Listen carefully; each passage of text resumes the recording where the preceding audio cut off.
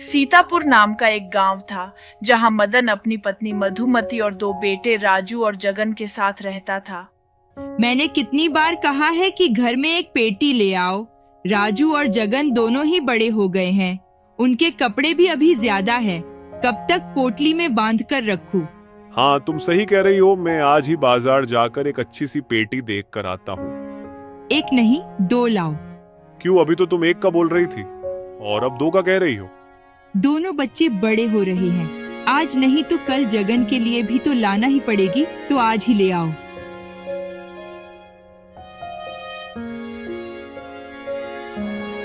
मदन बाजार में जाता है और पेटी की दुकान खोजने लगता है। कितना मुश्किल है किसी एक सामान को खोजना। बाजार कितना बदल गया है। अरे मदन, कहाँ पर हो आजकल? बहुत दिन बाद दिखे। और बाजार में क्या लेना है जो आए हो? रमेश, यहीं पर हूँ। तुम भी नजर नहीं आते हो। वैसे आज मैं लोहे की पेटी लेने आया हूँ। लोहे की पेटी से क्या करोगे? बच्चे बड़े हो रहे हैं तो उनके कपड़े रखने के लिए जगह कम पड़ती है, इसीलिए मधुमती ने मुझे 2 पेटी लाने का बोला है। पर लोहे की पेटी तुम इस बाजार में कहाँ खोज रहे हो? क्यों, वो यहाँ नहीं मिलती क्या? अरे आजकल लोहे की पेटी का उपयोग कौन करता है, इसलिए इस बाजार में उसकी कोई दुकान ही नहीं है। अरे तो फिर मैं क्या करूं? तुम एक काम करो और जाकर किसी पुराने सामान की दुकान वाले से पूछो। ऐसा सुनकर मदन बाजार के आखिर में अटाले वाले की दुकान की तरफ चला जाता है। यहाँ पर पुरानी पेटी रखी है, पर यह थोड़ी ज्यादा पुरानी लग रही है। क्या भैया, क्या बेचना है आपको जो इस अटाले वाले की दुकान पर आए हो? अरे भाई, बेचना कुछ नहीं है, बल्कि मैं तो खरीदने आया हूँ। माफ़ करना भाई, मैं समझा कि आप कुछ बेचने आए हो, क्योंकि मेरे यहाँ सभी लोग कुछ ना कुछ देने ही आते हैं। बहुत दिनों बाद आप आए हो जो कुछ खरीदना चाहते हो। मुझे मेरे बच्चों के कपड़े रखने के लिए एक पेटी चाहिए। मेरे पास ये थोड़ी पुरानी हो चुकी पेटी है, आप ये ले लीजिए, शायद आपका काम इससे हो जाएगा। ठीक है, आप ये दे दीजिए। पर मैं आपको एक बात बता दूं, कभी इस पेटी में से कुछ आवाज़ आती है, मैं आज तक नहीं समझ पाया। मैंने इसे खोल कर भी देखा, पर मुझे कुछ नहीं दिखा। हो सकता है खाली पेटी को चूहा हिला देता हो। आप मुझे दे दीजिए, मैं देख लूंगा। मदन खुशी उस पेटी को लेकर अपने घर आ जाता है। ये देखकर मधुमती कहती है, अरे पेटी लाने को कहा था? ये क्या पुरानी पेटी ले आए? नई पेटी लाने में क्या दिक्कत हो गई थी? मधुमती उस पेटी में सारे कपड़े रख देती है। अगले दिन जब वह घर पर अकेली होती है, एक खाली पेटी मंगाई थी और यह क्या इतनी पुरानी पेटी उठा लाए। एक काम करती हूँ, इसे थोड़ा मांझ देता हूँ ताकि थोड़ी अच्छी दिखे और इसका जंग भी कम हो जाए।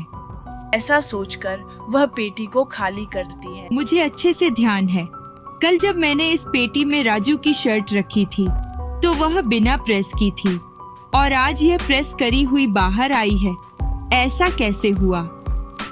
मुझे तो कुछ गड़बड़ लग रही है। मधुमती इस बात को सामान्य मानकर अपने दूसरे काम में लग जाती है और दूसरे काम में लगे होने के कारण वह पेटी को साफ करना भूल जाती है।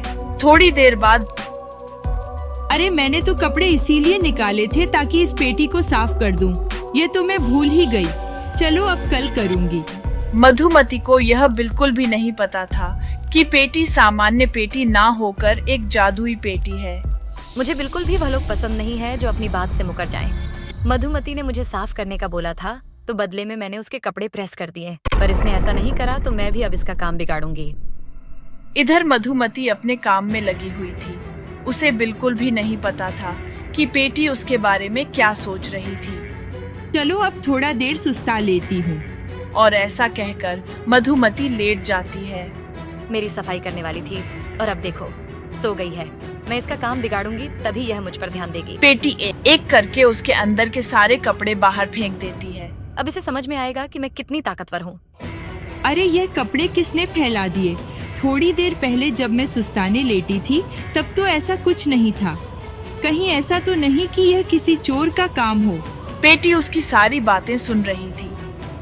अच्छा, अब मुझे चोर बोल रही है। थोड़ी देर रुक जा, अभी बताती हूँ कि मैं क्या हूँ। मधुमती सारे कपड़े इकट्ठे करके वापस से पेटी में रख देती है। चलो अब बाहर जाकर सब्जी लेकर आ जाती हूँ ताकि शाम का खाना बनाना शुरू करूँ। मधुमती के बाहर जाते ही अब मैं पूरे घर में सोने चांदी के जेवर रखती हूँ और फिर मजा देखूंगी। सबसे पहले आटे के डिब्बे में सोने का हार, सब्जी की कढ़ाई में सोने के कंगन, पानी की मटकी में चांदी का ग्लास। बस आज के लिए बहुत हुआ, अब मजे देखते हैं। इधर मधुमती सब्जी खरीदकर घर आ रही थी। आज बहुत देर हो गई, मुझे अच्छी सब्जी भी नहीं मिली और वापस से भिंडी ही बनानी पड़ेगी। जब मधुमती घर में घुसती है तो उसे बिल्कुल पता नहीं होता कि उसके लिए बहुत बड़ा चमत्कार घर के अंदर है। चलो सबसे पहले आटा गूंथ लेती हूँ ताकि रोटी बनाने के पहले आटा नरम हो जाए। जैसे ही आटा गूंथने के लिए आटे का डब्बा खोलती है, अरे यह क्या, आटे के डब्बे में आटे की जगह यह सोने का हार कहाँ से आया? और आटे का क्या हुआ? चलो यह तो अच्छा है कि सस्ता सामान गायब हुआ और महंगा सामान मिला। ठीक है, आटा बाहर से खरीद लाऊंगी। अभी पहले सब्जी बना लेती हूँ। अभी रुक तो जा, तुझे तो बहुत सारे सरप्राइज मिलने वाले हैं। तूने मुझ पर ध्यान नहीं दिया तो तुझे फल तो भुगतना ही पड़ेगा। वह जैसे ही सब्जी की कढ़ाई उठाती है, अरे वह सोने के कंगन, यह कहाँ से आए? मुझे लगता है मदन ने ही मेरे लिए खरीदे होंगे और मुझे सरप्राइज देने के लिए ऐसे छुपा दिए। वह मेरे काम का श्रेय अपने पति को दे रही है। मुझे थोड़ा पानी पीना चाहिए, नहीं तो मैं सरप्राइज से बेहोश हो जाऊंगी। से ही पानी की मटकी को खोलती है। अब इसमें चांदी का गिलास, कुछ तो गड़बड़ है क्योंकि मदन चांदी का गिलास तो नहीं ला सकता। मुझे बैठकर सोचना चाहिए कि ये हो क्या रहा है।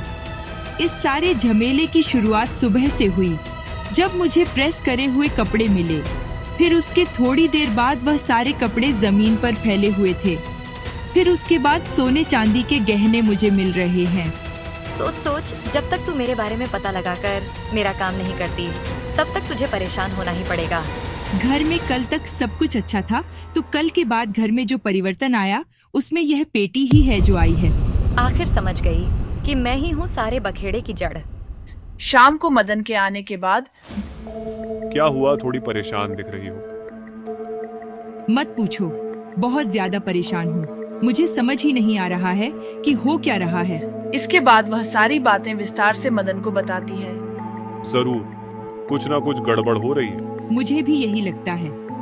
मेरे बारे में भी बात कर लो जो पता चले कि गड़बड़ क्या हो रही है। मैं कल होते ही इस पेटी को वापस देकर आ जाऊंगा। इतना आसान नहीं है बच्चों, मैं मेरी मर्जी से ही जाऊंगी। अगर मुझे जाना हुआ तो? हाँ, यही ठीक रहेगा। मधुमती, तुझे तो मैं छोड़ूंगी नहीं। अगर तुझे मुझसे डर लग रहा है तो कल मैं तेरा सारा काम आसानी से करवाती हूँ, फिर देखती हूँ तू क्या करती है। इसके बाद पेटी अपने आप को गायब कर लेती है। अब मैं देखूंगी ही नहीं तो मुझे घर के बाहर कैसे करेंगे।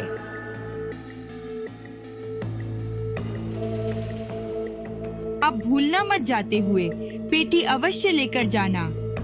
हाँ मुझे ध्यान है, और मैं बिना भूले पेटी को घर से ले जाऊंगा और उस कबाड़ी वाले को दे दूंगा। पहले मुझे ढूंढ तो लो, मैं तो दिख ही नहीं रही हूँ।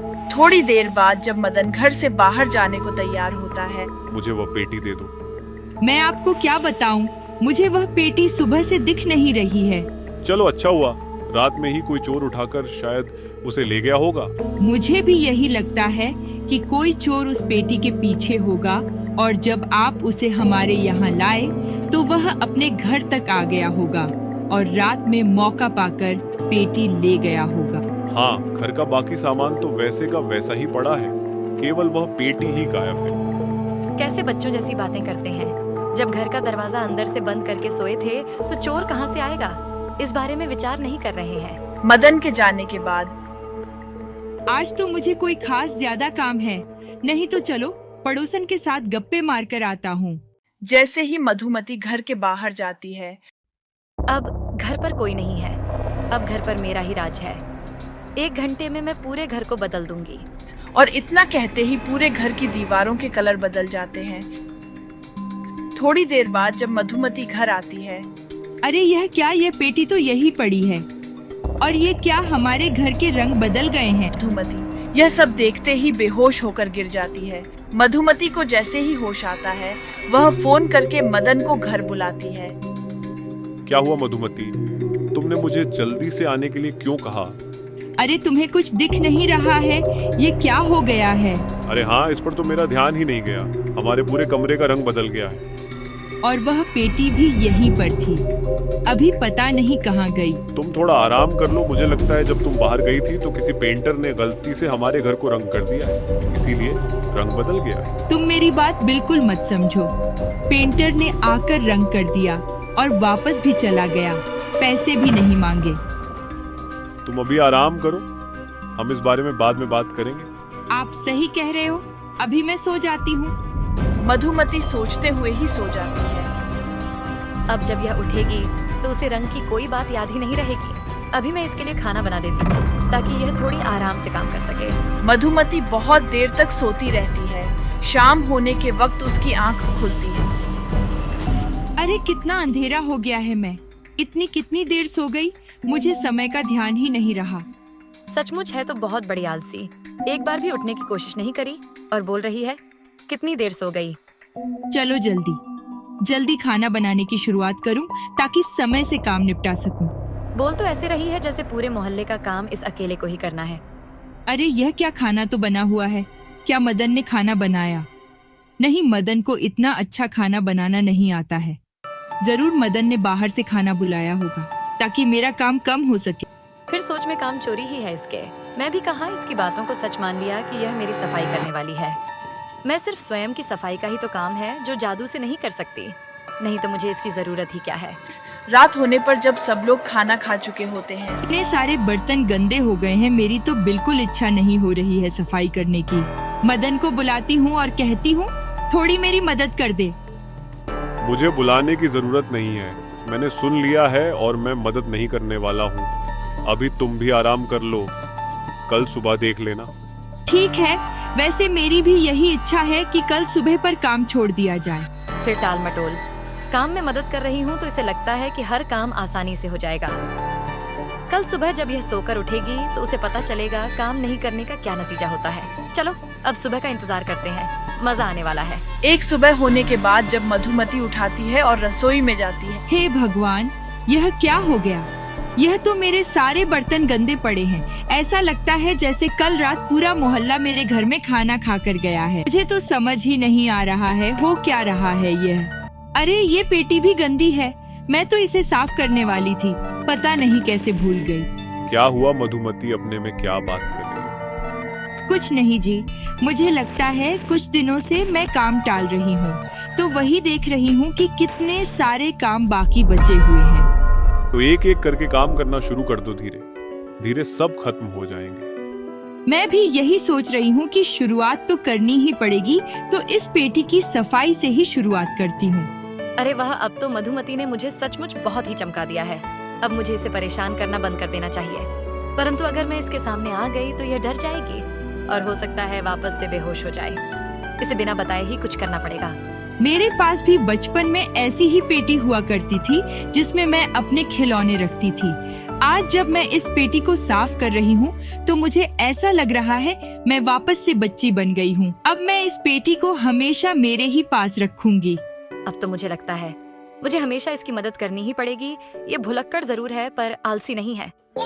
यह थी हमारी आज की कहानी। कैसी लगी कमेंट करके जरूर बताइए और अच्छी लगने पर अपने दोस्तों के साथ भी इसे शेयर करें और हमारे चैनल को सब्सक्राइब अभी तक नहीं कर है तो सब्सक्राइब जरूर करें।